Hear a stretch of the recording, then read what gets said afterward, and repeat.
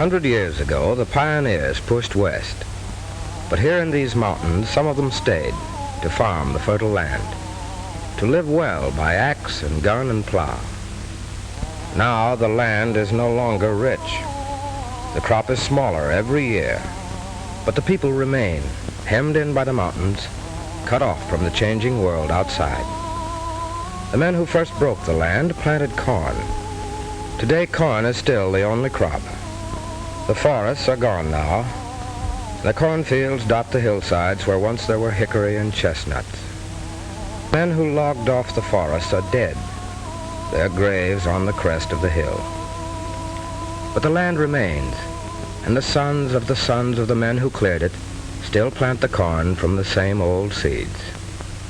The round of the years finds them lost in old ways, their lives set in old patterns, in worn-out grooves. New ideas are not easy to come by when learning passes from mouth to mouth, from father to son.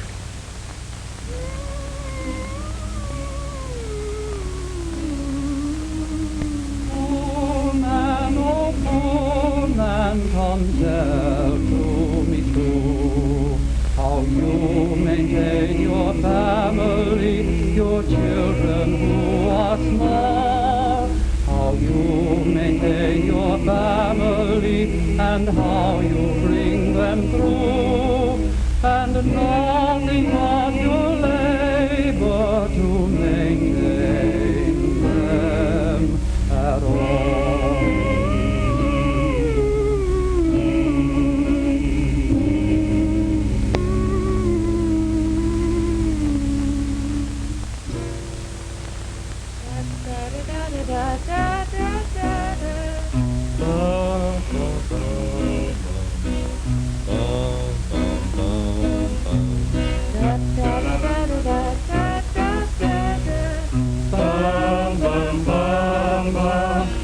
For your breakfast, oh Willie, my dear.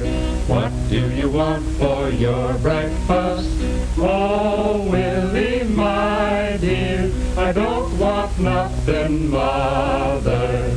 Fix my bed soon. I'm sick at my heart. I want to lie down. Da da da da da da da da da.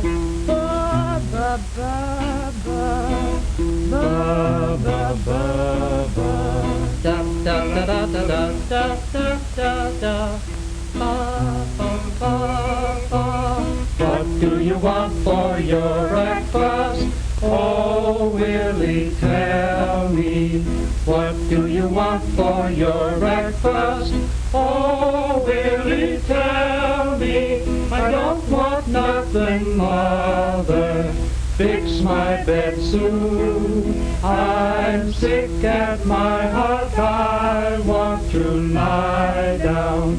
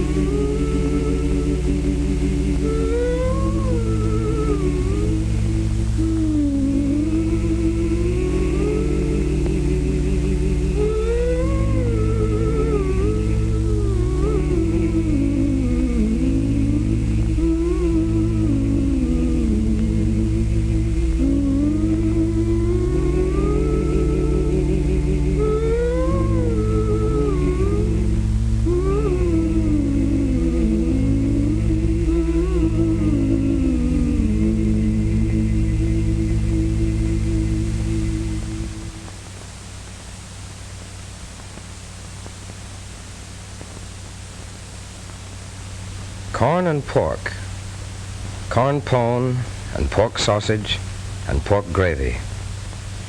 The hog slaughtered in the fall must last the winter. The hog provides the shortening for the cornbread, the meat for the sausage, and the grease for the gravy. Often there isn't enough to eat, never the right things to eat. No green vegetables and milk, no calcium for teeth and bones, no vitamins to prevent rickets and scurvy. Weak bones from poor food from poor land. Kids growing up to the same years of hunger, babies being born without a chance of strong bodies. These are good people, proud people.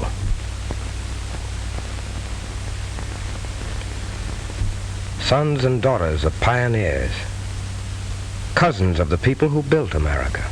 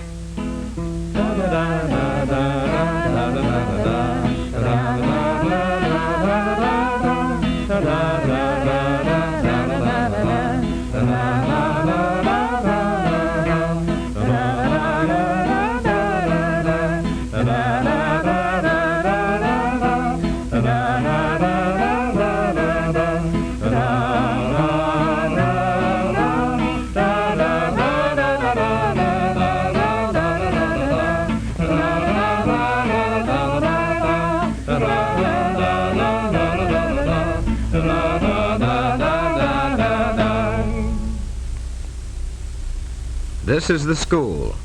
24 children go to the school. Some of them live a long way off.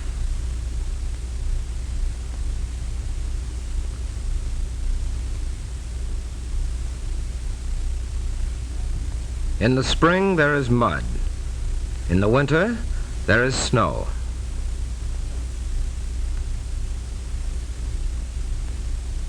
Here in this room, the children learn to read, to write, and to figure. They use the same books that all the other children in the state use. The same books as the children use in mining towns, in mill towns, and in great industrial centers. Some of them are good books, but they talk about another kind of world. The books do not tell of how to rotate crops and what makes balanced farming. They do not name the way lessons can be applied to the mountain people. The children learn to call the words and what makes 17. This is not enough. The mountain people live close to the earth and the sky. They know the call of every wild bird and where the best herbs grow. They know the name of every tree and where the hornets have their nests. They do not know what to do about their own lack of food and clothing and shelter.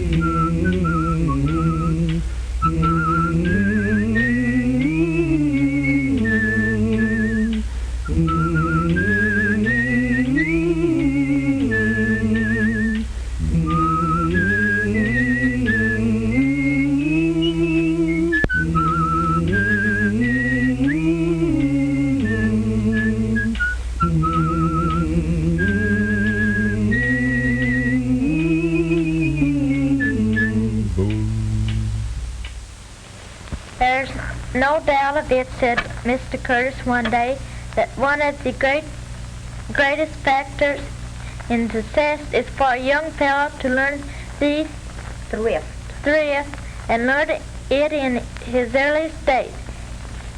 No matter how little I save my 5 and 10 cents at a time. Take a young man who follows his policy of saving. He gets a little nest egg in the bank. He gets a chance to buy some good investment or a share in the business in which he is engaged as an employee. There is the nest egg in the bank which he can fall back upon. Suppose he wants to buy his first home and has not enough money. There again comes the value of bank account. In that he can go to a banker, show him what he has saved, Demonstrating that he is thrifty. Next year, the children will study materials prepared in their own communities to teach them facts of soil and food, along with reading and writing.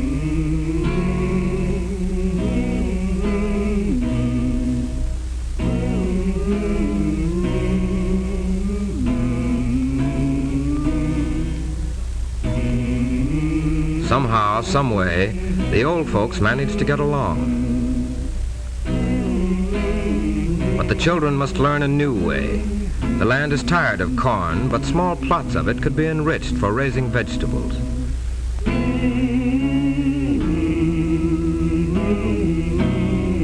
The children must learn to raise goats for milk.